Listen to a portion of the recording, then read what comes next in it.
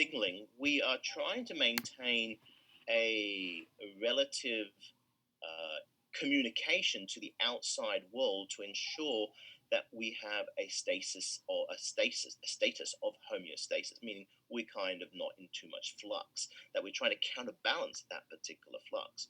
So we have a cascade of events which give us, a cellular response, and we're basically converting this information, particularly into a chemical change or a physical change of a attribute within the cell, in regards to giving us then a process of signal transduction. So again, it's a chemical conversion or identity change to give you a response within a cell.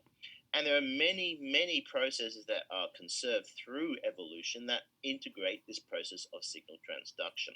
So we have nerve conduction and transmission. We've seen a little bit in the hormones in regards to binding to receptors and how they can interact and increase messenger RNA.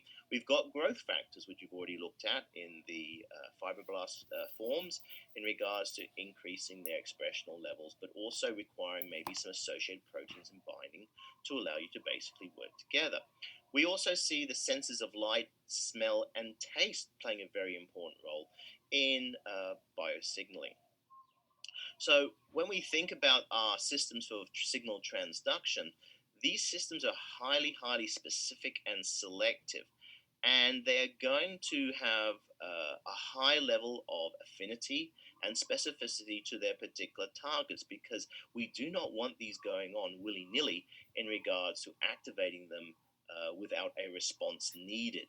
We want to make sure we have these tightly regulated and controlled. And their high specificity and complementary interactions are usually through some type of ligand or signal that is going to then bind to a receptor molecule. That receptor molecule is then going to be having some interactions with a system which is going to transduce, and this is why it's called transduction, transduce the signal through the lipid membrane to actually do something in the cytosol. So we have some three things that we have to really think about in regards to these particular biosignaling events. That the factors that basically look at the sensitivity of the transducers or the signal transducers are going to be this high level of affinity and specificity. We might need a level of cooperativity in regards to other units coming together in the cytosol, playing a role to produce the desired signal. And then the desired signal, though it might be weak in regards to the initial binding of a single molecule to a receptor to actually initiate this process, but we need a potential to amplify that signal, most probably within the cytosol, through an enzymatic system to actually allow us to be a very sensitive ear to any vibrations that we hear, that we can then personify or amplify that particular sound, or through a process of signal transduction. So a single stimulation might amplify the reaction many thousand-fold given the activation of these types of systems in regards to enzymes. And again, this is how now linking membrane transportation, activation, KDs, KAs, to a conformational change, which then allows us then to have some enzyme action inside the cytosol to be switched on. And we know an enzyme will take a substrate and do its particular work time and time again until that enzyme is remodified or modulated or allosterically modulated in regards to switching it off or switching it on. Because remember, we've got to be very careful, because sometimes we might be switching on systems or we might be switching off systems, and they could have dramatic effects, as we'll see in some of the metabolic processes. So again, we're going to think about amplification, cooperativity, and high affinity and specificity within the biosignaling system. So let's first talk about specificity. We've already talked about this in the ligand binding process with the enzyme inhibitory substrates. So a specificity is a molecule that has the capacity to complementary match its receptor to give you a particular response. And we've seen these in regards to a ligand plus a receptor, give you a ligand receptor complex. So it follows the same mechanisms as we see with the enzyme substrate complex.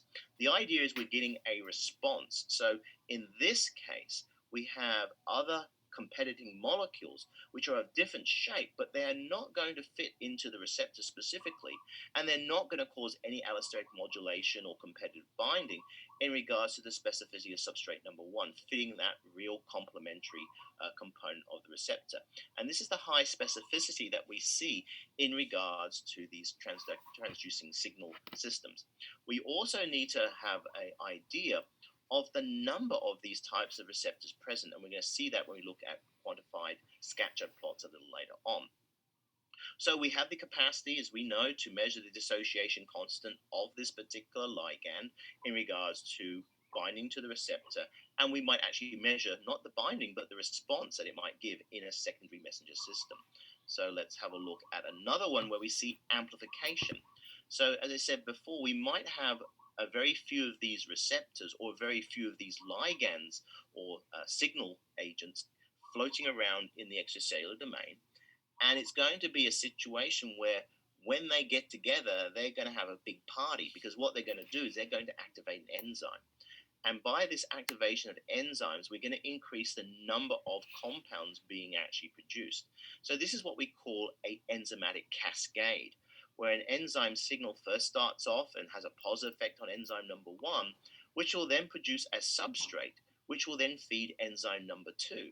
And that enzyme number two might take another product and produce another substrate, which will then feed enzyme number three. But as you can see, the amplifying process in regards to one signal producing many outputs in regards to the number of molecules being produced and how those molecules then affect other enzyme systems. So this is a very simple amplificational approach.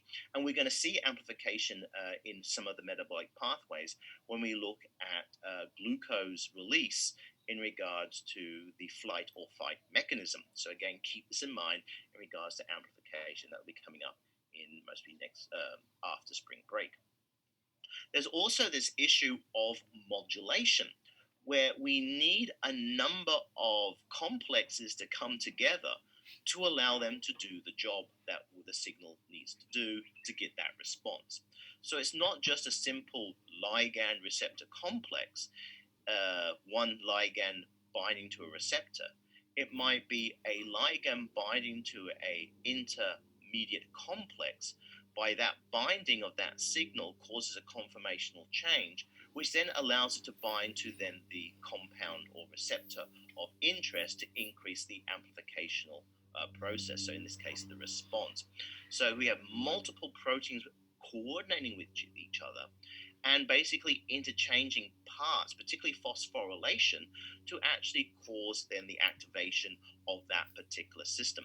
But note, it gives us the capacity to modulate their interaction. So let we say we get a signal first off interacting with the green protein, but we have an allosteric modulator which does not allow the phosphate group to interact with the receptor.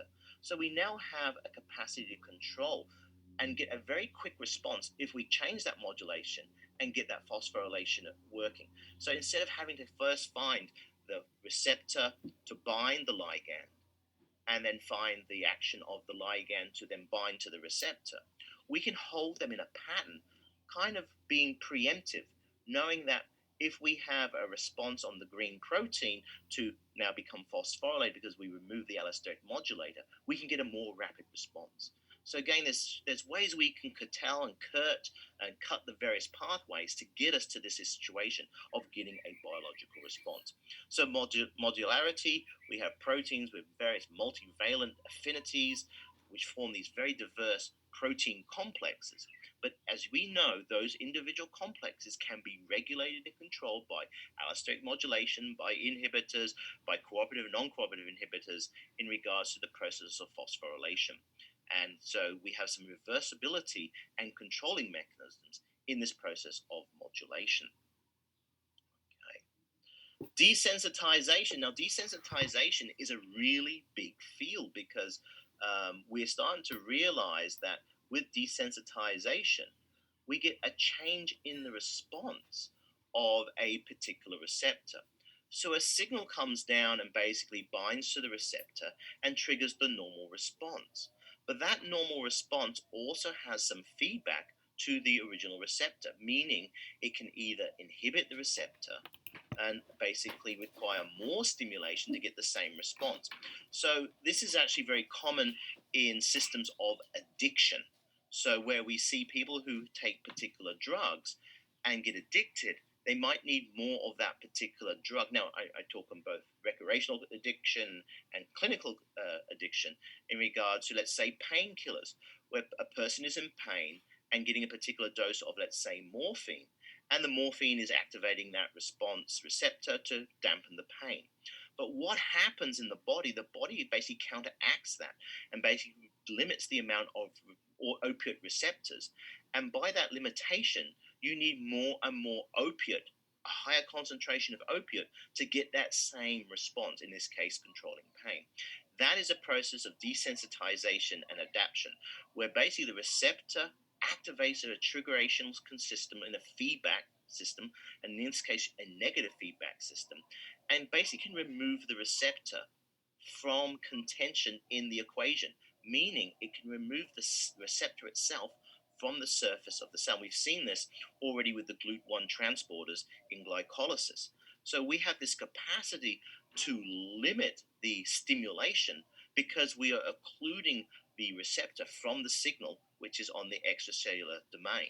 So again, we have this capacity to change this, but also note the effect can actually happen in the opposite direction, where a stimulation can increase the receptor numbers and basically exacerbate the response. So again, there's a seesaw balance in regards to a lot of these particular responses. But again, it's called trafficking and moving the receptor away and to the membrane to be stimulated by the signal.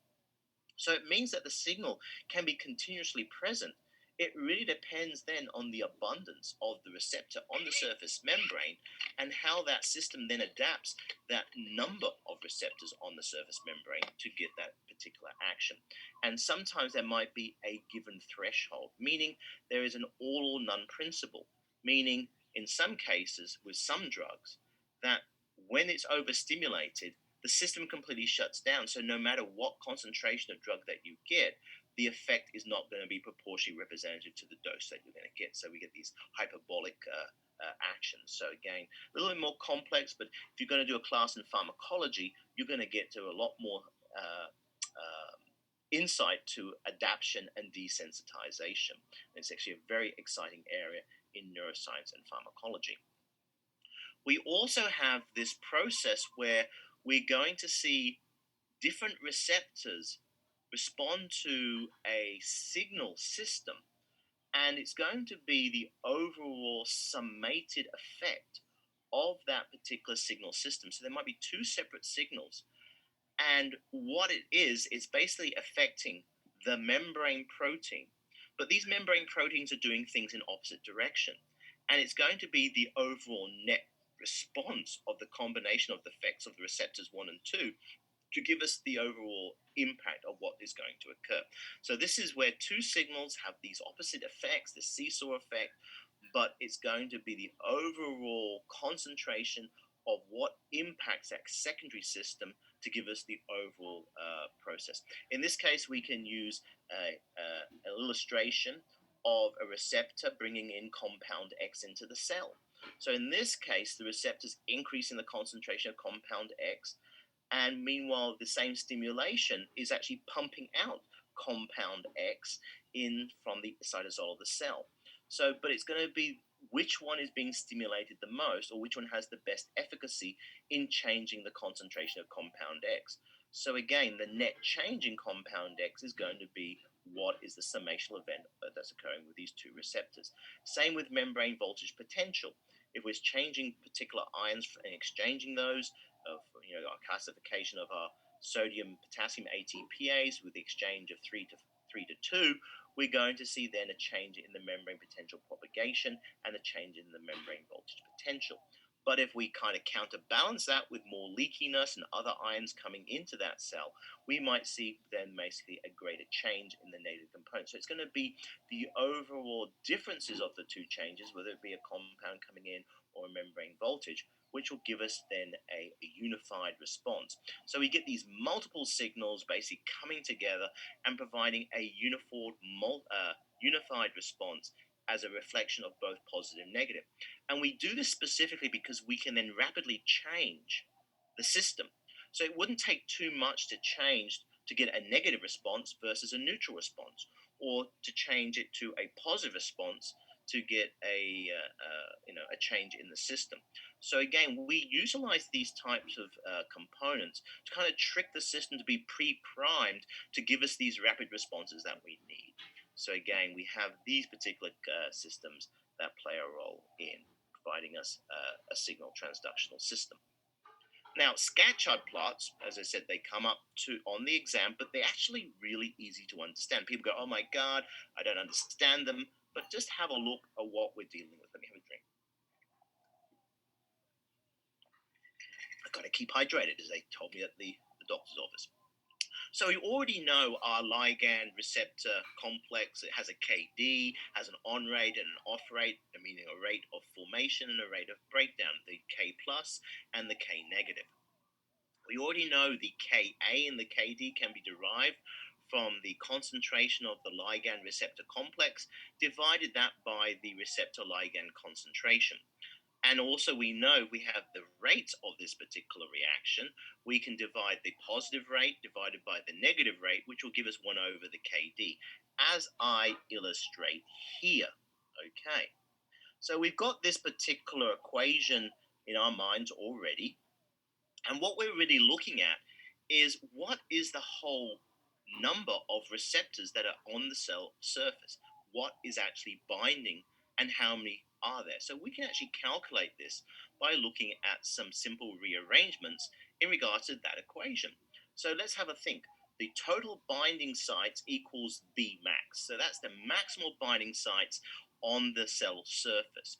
So if we used a radioactive ligand, we can actually measure this quite adequately and understanding how this ligand actually works. So in this case, the maximal binding receptor present is going to be in two forms. It's going to be in the free form, the receptor, plus the form that is bound to the ligand, the receptor ligand complex. So we can rearrange this equation to work on specifically how much R we have, given that we know what the B is equal to both parts of the receptor ligand interaction. So we get then R equals B max minus the concentration of the LR complex. Now we can rearrange R into our equation here. So we now put R in here as B max minus LR.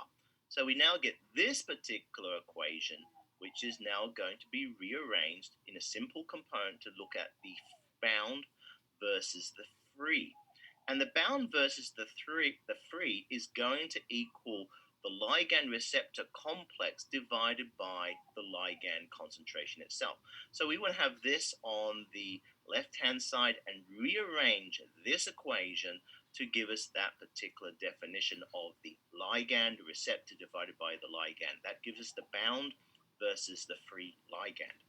So we rearrange the equation of this to give us Ka in brackets with B max minus the LR complex. So that's all pretty good and easy. So we have the LR complex divided by the ligand, so that's the bound versus the free equals the Ka, which is a function of the B max minus the LR concentration. But we can also put it in the form of the association rate, because we know the association rate also equals 1 over the Kd. So we now get this particular y equals mx plus c kind of relationship. And what is a relationship? And we can actually graph the slope of the ligand complex, which we can work out, the maximal B component, and 1 over the Kd, which gives us then ideally the part of information that we need in regards to our graphical representation of the ligand receptor ligand complex, the bound versus the free. So here we have the bound versus the free being graphed against the concentration of the ligand complex. We get a straight line. And because we follow this particular principle, we can work out from this straight line the minus 1 over the KD, so we can get the KD from this line, but also the B max. Now, the reason we want to find out this B max, this total binding capacity, is because we have some problems in binding receptors and pharmacology, because we see this part happening, where when we bind a hormone or a ligand receptor complex and we add more and more ligand receptor, we're going to get this particular type of curve occurring. We've seen this with the Vmax components. But the actual physical specific binding of the ligand receptor is kind of screwed up, because some of that ligand material is going to be binding to membrane proteins, membrane fats, and other carbohydrates, such as the chondroitins and everything else, and are going to get lost. They're not going to actually bind to their particular target. We call this non-specific binding. And with non-specific binding, so if we took non-specific binding and minused it from the total binding, we get specific binding. And that's the number we want to be able to determine utilizing the specific binding, and then figure out how many receptors we actually have. Because in disease states, and as we've seen also with desensitization, that those receptor numbers can change, and that can tell us some very important features in regards to drug efficacy or drug potency, and how we might change the administration of a dose to combat a change in the physiology of the membrane and the expression of proteins, particularly ion channels and GCPRs and receptors, in regards to that physiological change or disease state. So let's have a quick look. We've already covered ligand-gated ion channels, but we're going to do a little bit more insight into those. But I want to really focus this particular talk and keep your ears very attuned when I talk about receptor proteins, these serpentine receptors. We also will have a little talk about enzyme receptors and also nuclear receptors. So again, these are the ones who are basically working with our steroids and basically having a very specific hormone that can move slowly through the lipid membrane, but needs a transporter to move it to its particular target to then affect gene transcription. So let's have a little bit again, a refresher of the ion-gated ion channels with the acetylcholine receptor. But here's just an illustration of all the different types of ion channels, G-coupled proteins, kinases, that we're going to basically see, and also importantly how this particular guy, in this case, a nuclear steroidal component, has the capacity to move through the membrane of the cell and that of the nucleus, and then increase messenger RNA to produce increased protein. So again, nuclear receptor binding. But again, we also have these cascade events in regards to these enzymes increasing the activity of other enzymes to then produce a compound that may interfere or work with the DNA and RNA to increase protein production. And then we have our ion channels that have the capacity just to change the electropotential propagation in its closed or its open form, and this is a ligand-gated ion channel. But I'm going to also focus on today these guys, the G-coupled protein, where we're going to see a much more complex situation of regulation and control occur with an enzyme action doing a particular job. But it still needs a stimulation of a ligand on a receptor, but that receptor ultimately does not play a role in regards to the endpoint of stimulating an enzyme to produce compound X. It does this through coupling a protein that becomes activated and moves to that particular enzyme and activates and regulates that particular protein. So let's have a look. So we've already talked about the potassium sodium ATPases and the change potential that they provide us in regards to keeping the inside of the cell negative and the outside the cell positive. And we get this component in regards to having low concentrations of potassium, high concentrations of sodium inside, high concentrations of calcium inside and through the endoplasmic reticulum that we talked about before, and as well as high concentrations of chloride outside the cell. So this is a little kind of counterintuitive, but because it's going to be counterbalanced ideally by this high concentration of calcium on the outside of the cell, that gives them the capacity with also the potassium and sodium to increase the positive charge outside the lipid membrane to give us that resting membrane potential of minus 50 to 70 degrees, 50 to minus 70 millivolts, not degrees Celsius. So we're going to see importantly the potassium ATPase is consuming ATP to give us this exchange of 3 sodiums for 2 potassiums, and that gives us then that membrane voltage potential difference. So when we see an ion channel now opening and closing and interfering with this usual stable constitution, we're going to see a change in that membrane potential potential. So an influx of sodium, which is usually going to be very low within the membrane, is going to change the polarity of the inside of the membrane. Or we can have another situation with an ion channel, which is then fluxing the movement of chloride through. So again, chloride can come through in regards to having an efflux, so a removal of chloride, and changing that particular negative charge component and giving the capacity then to have a near neutral charge differentiation between the membranes. So the membrane voltage potential, or VM, becomes closer to zero. When we have an efflux of potassium, we're going to see then basically more potassium coming in and pushing the situation of pumping more sodium out, and then we become more hyperpolarized, hyper meaning high, and basically it's going to be more negative inside that particular cell. So we have this idea in regards to looking at various frog and nerve action potentials by looking at axons and in muscle. And we can see the various ion concentrations that play a role in regards to establishing this electrochemical gradient, and how importantly we can modulate these particular ion changes to actually give us a change in the membrane potential propagation, or the membrane difference between the outside and the inside.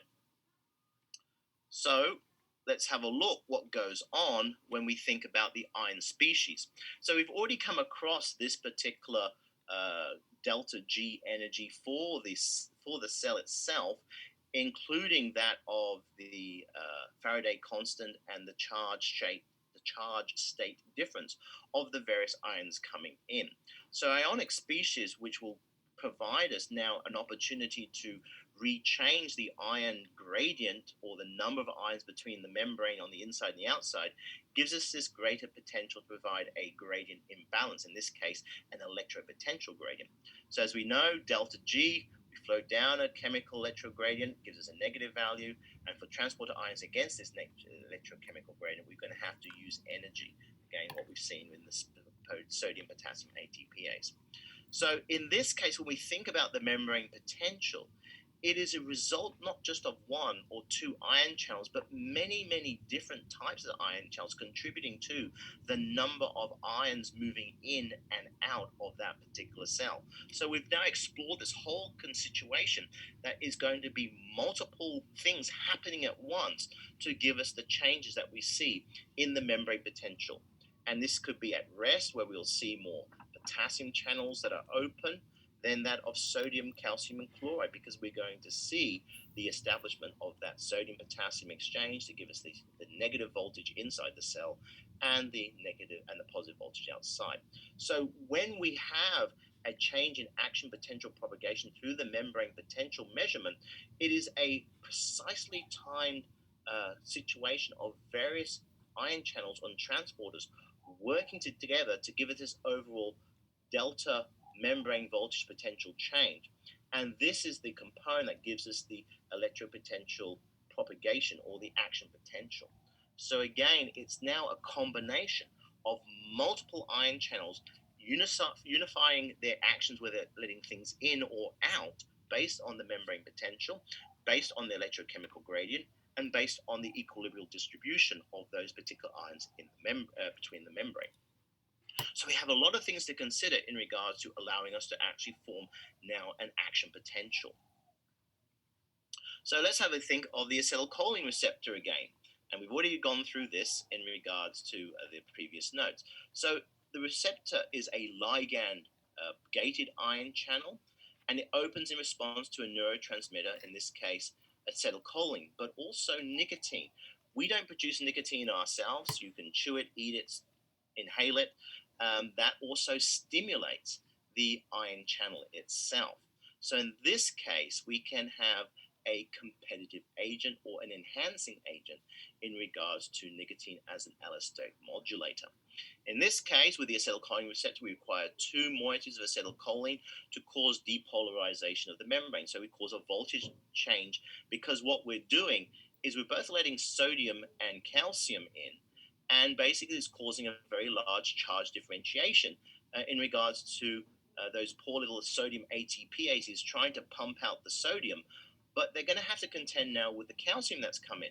And that calcium 2 charge state is going to play a role in causing depolarization of the negative charge inside to bring it more to neutral and even beyond to become positively charged. So what we see in our acetylcholine receptor is a two-state binding model, where basically first there's a conformational change to basically allow the first acetylcholine to bind. And a bit like what we saw with hemoglobin, there's a level of cooperativity in regards to the individual binding sites, one affecting the other. And in this case, when the first acetylcholine molecule binds on the acetylcholine receptor, it changes the affinity of the second binding site, and this time it comes a lot more a lower affinity, a lower KD, a higher KA. So the affinity is much more increased. So in this case, what we see then is now the acetylcholine bound to this particular ion channel, causing its being excited to open up that particular gate. And we get continual stimulation and then desensitization if there is a continual stimulational component. You might have heard of sarin gas, which was used in a terrorist attack many years ago in Japan. That is the kind of effect that you see in rapid nerve contraction. So if you've ever you've got a fly spray and use your pyrethrins, that actually interacts with the acetylcholine esterase that basically breaks down the neurotransmitters. So the little dying fly action with their nerves going crazy is actually you're interfering with the normal process of their action potential propagation. So in this case, we have potassium and chloride coming in rapidly. It's depolarizing the membrane, and it starts a cascade of effects in regards to changing and switching that polarity of that membrane in that localized area. So we start going to see a change where it was positive outside and negative inside. We're going to see going to zero and then a flip of that given the number of ions now present and counterbalancing that normal resting membrane potential. Now, acetylcholine must be quickly desensitized, and again, we've talked about that with the acetylcholine esterases, so enzymes coming in to break this down to actually then bring it back to the resting or closed gate. So again, we have this whole cycle we need to go through, going through resting, excited, desensitized, and there's with the desensitized state, there's a latent period of recuperation or resetting. So in this particular state, the ion channel protein structure can't bind any more acetylcholine until it gets back to this now abundant resting state. So again, there's an issue where how nature has evolved these ion channels and particularly their protein structure, form, and function to cause a timed inhibition of reactivation. And that becomes very important to allow the action potential propagation to move along the axon. So again, it's no good to have it opening as soon as it can be stimulated after it's been closed, because we want to see a break or a change in the switch from going from now negative to negative inside and positive outside. So again, we're using those two systems in regards to which system is the overall net function, in this case, a change in membrane potential propagation. So we see this when we look at the action potential in a nerve. So here we have a terminal buton, a nerve, where we have the presynaptic nerve and the postsynaptic nerve. And in there we will have various ion channels present at the synapse. So there's a little gap between the two components where a neurotransmitter must be released to then bound to an acetylcholine receptor. And in this case, we need a propagational change of a ligand in regards to maybe acetylcholine. But this needs to also be coordinated with the release of calcium and potassium to allow the postsynaptic component to react with the amount of calcium and chloride coming in to actually cause then the reactivation of the action potential, conducting it from the from the presynaptic to the postsynaptic buton. So again, this propagation of action potential. And we see this by the coordination of a whole load of ion channels, particularly potassium ion channels, sodium ion channels, calcium ion channels, and then our acetylcholine receptors on the postbuton, which will then reactivate more sodium channels and potassium channels to then cause the switch of the membrane potential to then cause the propagation of the membrane process in the form of polarization and depolarization as well as repolarization. So let's have a look what's going on when we think about our terminal buton. And this also interfaces with our V snare and T snare. So here we have our vesicles with the membrane that is similar to the outside membrane of the presynaptic buton. They're going to go through exocytosis, going through T snare and V snare, and causing a release of a certain amount of calcium, a certain amount of sodium, but also a certain amount of acetylcholine. And this is what we call quanta release. So there's actually a very defined amount of acetylcholine that is released in the synaptic cleft to bind to the postsynaptic buton. So let's have a look. There are three major voltage ion gated three major voltage gated ion channels that are responsible for this case in nerve action propagation. So in our resting state, which is minus 60 millivolts, the sodium channels are closed and they will briefly open once there is a voltage differentiation. So remember, we've seen that voltage sensor move in and out, causing opening of the closing of the ion channel, because that is a voltage regulated ion channel.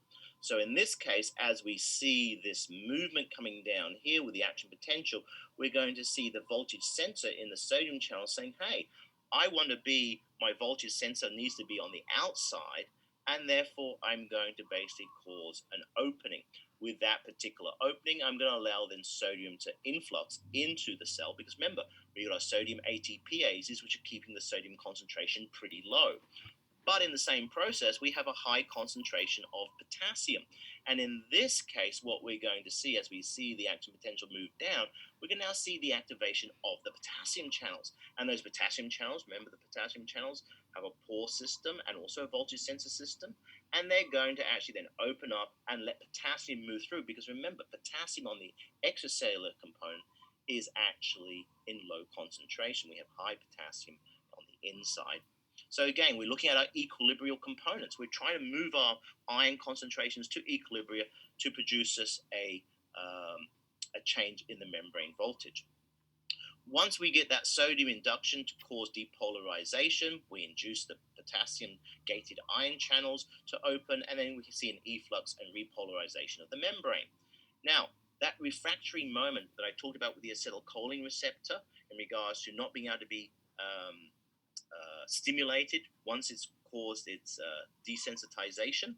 So in that refractory moment is very, very important, where those ion channels cannot open or close because they need to reset themselves in a three-dimensional structure. So in this case, we see a sequential unidirectional triggering. So with that blockage of those ion channels not being able to reopen, the propagation of the ion channel, the propagation of the action potential only goes in one direction. If we did not have that refractory moment, when we get an action potential, it'll go both ways. We don't want that to happen. We want it to go in one direction. So we're going to see that basically by the occlusion or inhibition of those ion channels to do their job for a few milliseconds to allow the propagation to move through, and then the membrane to be reset by the potassium ATPases, the closing of the sodium channels, and the closing of the calcium channels, and also, closing of the sodium channels and closing of the potassium channels. The ATPase will then reestablish the membrane potential to be negative charge inside and positive charge outside. So at the terminal buton, the tip of the axon now, we now get these activation components of these voltage-gated calcium channels. So again, very similar to what we've seen with the sodium channel with the voltage sensor, but their voltage is different to what the calcium channels, the sodium channels have to work with. So they're a little bit more sensitive, and what they're going to do is they're going to cause a rush of calcium into the presynaptic terminal.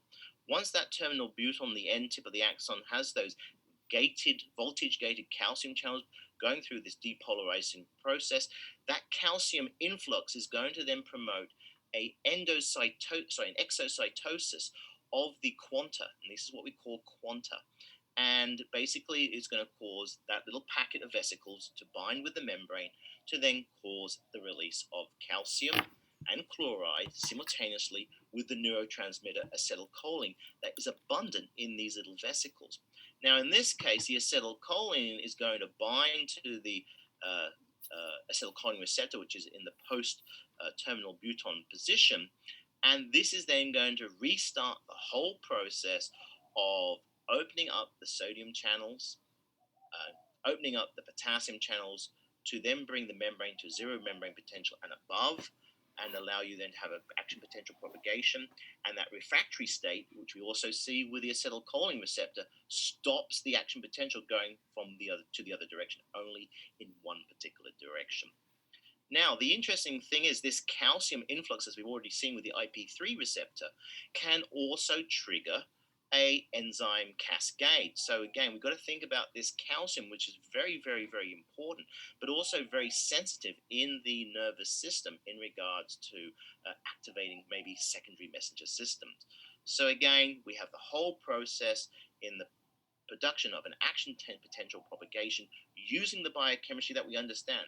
The membranes, the receptors, the voltage sensors, the quanta, the T snare, V snare, the acetylcholine being a ligand, bind to a ligand-gated ion channel. We find two moieties of that to cause a conformational change in that ion channel to then allow the calcium and sodium to come through, which will then change the whole propagational situation of allowing more sodium to come in and less sodium inside the cell, because the sodium pumps will pump that sodium out because of the equilibrial basis, and then cause then the propagation of the action potential. So again, have a read of that on page 472. This might be a bit of a reflection on your biology if you've done some neuroscience. Now, I've talked about this particular ion channel a lot, and this is the KCSA protein. We know a lot about this because this is actually one of the first ones that we got precise three-dimensional structural characterization of the structure of this ion channel of this transmembrane protein. So there's some various aspects in regards to selectivity, filters, a central cavity, and a gating region. Normally, when I was a student, all we saw was this type of structure in regards to something that we knew was transmembrane, had some domains outside that were active in regards to allowing us to have some differential activities occurring and maybe a selectivity filter.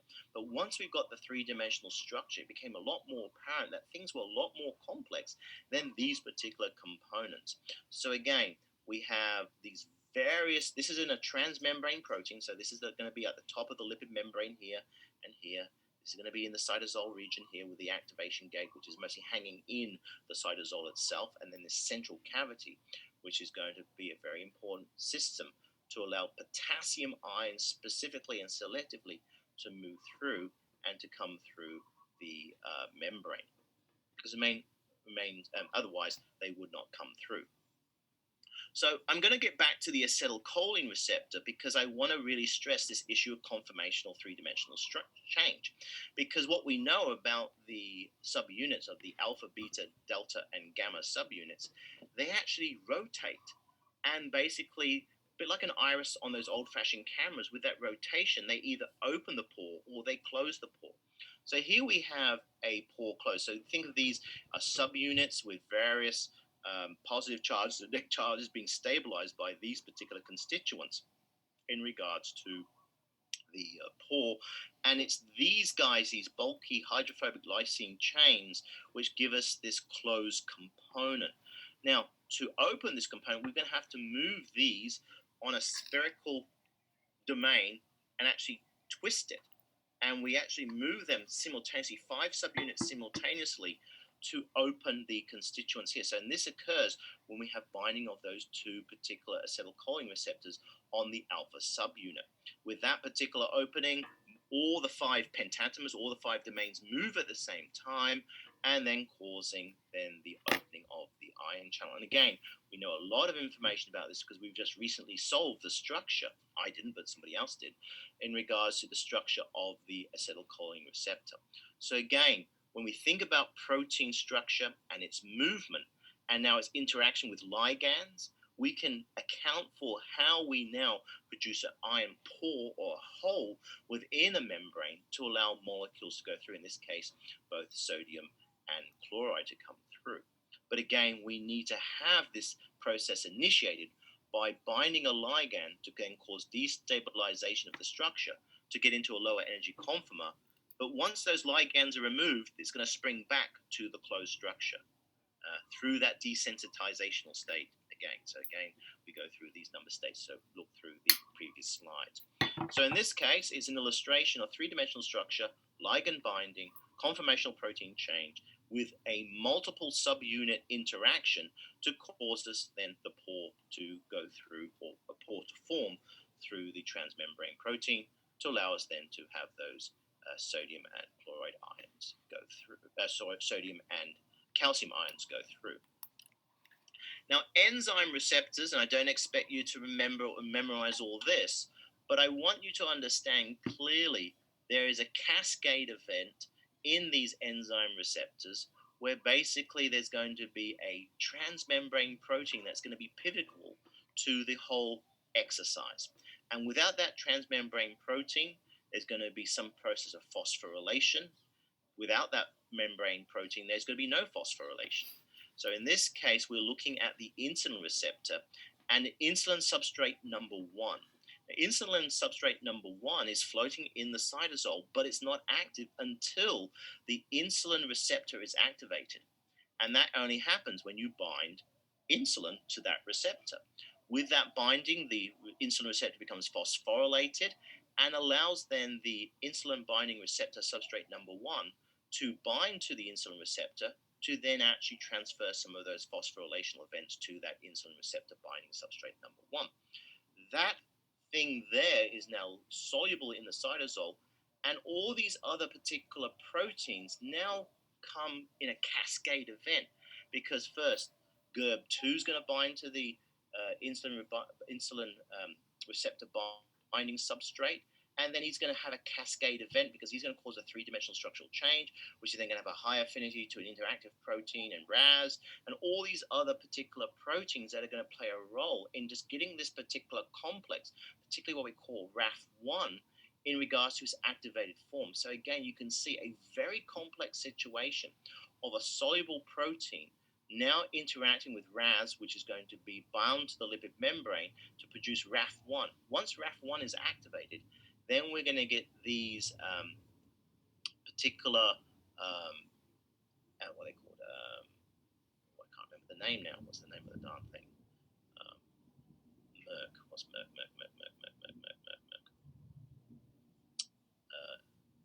Extracellular regulated kinases. That's it. Okay.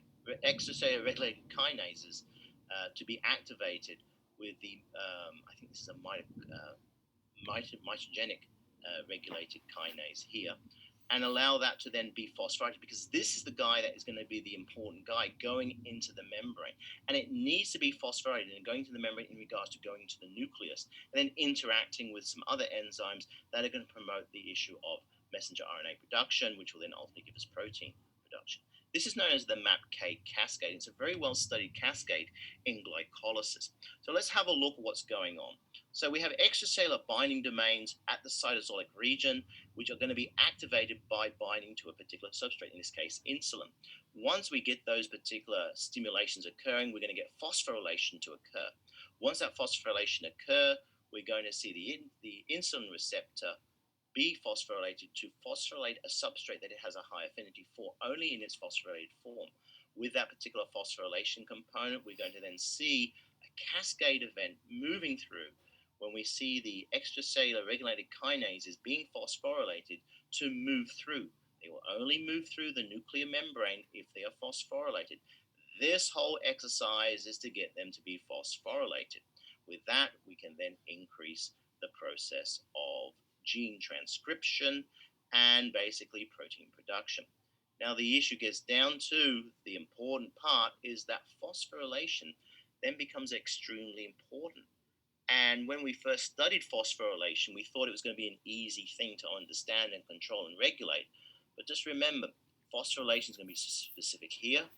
Phosphorylation is going to be very specific here with RAF1. And then this particular active enzyme is going to be very specific here with the extracellular regulated kinases to be phosphorylated to do their job. And then also their phosphorylation in regards to taking this particular protein and binding as a dimer in its phosphorylated form. So phosphorylation becomes a really, really important system in regards to regulation of gene transcription. But it's an illustration of receptor modulation, cytosolic interaction and protein association, and then enzymes playing their particular role in processes of phosphorylation and allowing us to actually have an active constituent that's phosphorylated to then do its particular job. So again, it's a complex situation. I don't expect you to remember the MAPK cascade unless you're working with glycolysis and gluconeogenesis, because this becomes a very important study in diabetes in regards to what occurs in this type of area in the cytosol. So let's continue. So GERB2 is an interesting protein in our structure. Let's go back. Here's GERB2, this guy here, which plays the integral role to associate a whole protein complex which is membrane bound. So GERB2 is not only the protein that leads to phosphorylation of the insulin receptor kinase. Now, we already have studied the IP2 and IP3 system in regards to the phosphokinase mechanism. So the IP3 system also activates the protein kinase B, as we saw in regards to our previous lectures about a week ago. Now, in this case, what we can also see is the phosphokinase 3 in this system also causes glycosylation on the serine and threonines on glycogen synthase. So again, in this case, we look at a little promiscuity in regards to the capacity to activate this particular system. So there's other things that can come in and interfere with that associated protein complex to cause its regulation. And in this case, THC, the cannabinoid component, gives you the capacity to actually cause the stimulation to increase protein production. And in this case, it basically increases the production of GLUT4 in regards to increasing the uptake of glucose from the blood. And with that particular component coming in, with the protein kinase B and the THC, we have activation of the CBD1 receptors in the brain. We get a decrease in blood glucose and an increase in appetite. And again, basically, that is to promote glycogen production. So we have a couple of situations where by stimulating this particular pathway using endogenous materials such as THC, we can mimic the effect, but we might mimic the effect in a negative way in regards to increasing glycogen synthesis by artificially lowering the blood glucose level and artificially increasing the appetite. So in that case, we might have some problems in regards to balancing that out in our energy requirements. So here we have a more complex illustration of what's occurring and in regards to the stylized diagram of now our insulin receptor number 1 playing with our various protein kinase B, interacting with the PIP1, PIP2 system. So again, these are going to be associated with a transmembrane protein. So again, in this case, it's going to be linked to, well, it's not going to be transmembrane, it's going to be a peripheral protein linked to a head of a fatty acid on the cytosol to allow you this coordination of the protein kinase B. With that protein kinase B, it's going to affect, importantly, the glucose transporting system to get glucose into the system. But the purpose of this whole thing is a unified effect in regards to it's no good for protein kinase B to stimulate glucose transportation into the cell unless that glucose is going to be utilized. Because one of the problems is, as you know, glucose increases osmolarity, and we need to combat that by then producing some kind of molecule from the glucose, in this case glycogen. You already know glycogen, long polymeric chain, decreases its osmolarity.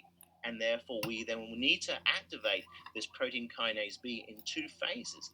In this case, increasing the movement of glucose into the system, but also allowing us to stimulate a glycogen synthase kinase number 3 in its inactivated form. It's phosphorylated. So again, a little difference to what we've seen in the previous, where we've seen phosphorylation causes activation.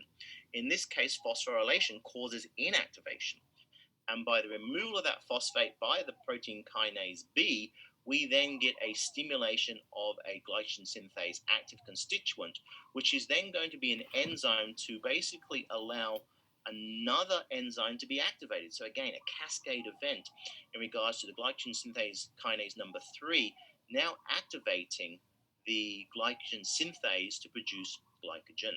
So here we have a two-phase component, one increasing the concentration of glucose into the cell by increasing the GLUT4 transporters, and with the resulting increase in glucose, now phasing into the glycogen synthase kinase number 3 to activate glycogen synthase to consume that glucose to produce glycogen. So again, we have a balance of transport systems, a balance of cascades to allow us now to take what the cell is taking in and bring it to a final commodity which is not going to really impact the cell by osmolarity. So again, keeping that particular viewpoint in regards to the combined processes that we see in our system. So again, we also see the expression of those GLUT4 transporters being very, very important. And again, we can modulate these transporters where they're going from the cell or to the cell, meaning in vesicles, increasing the concentration of those transporters to move through. So by inhibiting these particular guys, we also want to slow down and inhibit the kinase, the glycogen kinase number 3, by this time phosphorylating it. So again, phosphorylating it and allowing us then to actually have the inactivated form. So again, this is very fine balance between phosphorylation, dephosphorylation, activation, inactivation, transportation, movement of molecules in, and then utilizing those molecules to allow us to do some work or put them in a process of storage that is not going to impact the process of osmolarity. So we will continue with this tomorrow when we look at ligand binding and another tyrosine enzyme, a tyrosine kinase, and OP3 erythropoietin, EPO protein, and we'll take it from there. And then we'll get to ideally this guy, which is the focal point of this particular section in regard to understanding the G-coupled protein actions and cyclic AMP. So we'll get to that on tomorrow. Okay, so I'll talk to you later on.